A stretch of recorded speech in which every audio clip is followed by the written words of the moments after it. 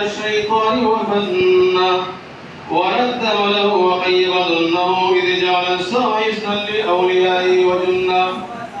وفتح لهم به أبواب الجنة وأشهد أن لا إله إلا الله وحده لا شريك له وأشهد أن محمدا عبده وأنزل فيه القرآن هدى للناس وبينات من الهدى والفرقان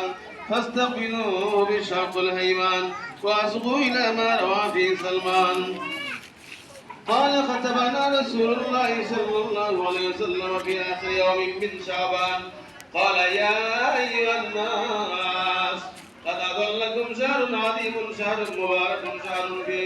فيه ليلة خير من ألف شهر جعل الله صيامه فريضة وقيام ليله تطوعا من تقرب فيه بقدر من الخير كان كمن أتى فريضة فيما سواه ومن أتى فريضة فيه كان كمن أتى 70 فريضة فاطر في صائما كان له مغفرة رسول الله صلى الله عليه وسلم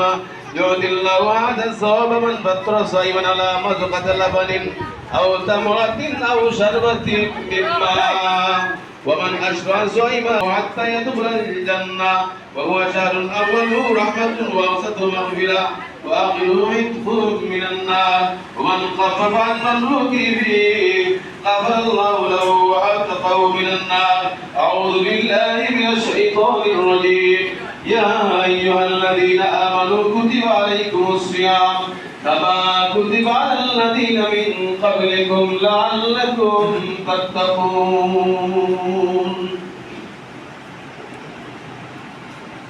نعوذ بالله من شرور أنفسنا من يهده الله فلا مضل له ومن يضلل فلا هادي له وأشهد أن لا إله إلا الله وحده لا شريك له وأشهد أن محمدا عبده ورسوله أرسله بالحق بشيرا ونذيرا بين يدي الساعة من يطع الله ورسوله فقد رشد